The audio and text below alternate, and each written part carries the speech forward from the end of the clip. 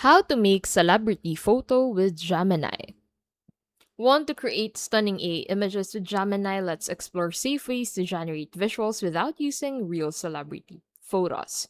So, step one, create AI portraits. Instead of naming celebrities, describe the style cinematic, anime, or realistic. Gemini generates fictional characters inspired by your prompt.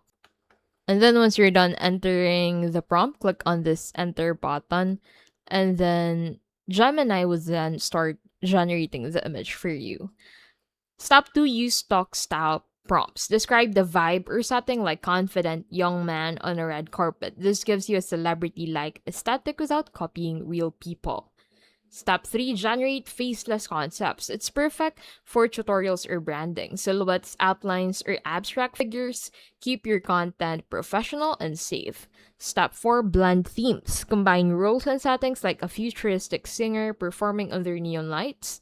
You get creative visuals with a celebrity like vibe but no real identities. Gemini can't make real celebrity photos, but you can simulate the look and feel with wild prompts. Portraits, stock vibes, faceless concepts, and blended themes give you safe, professional visuals.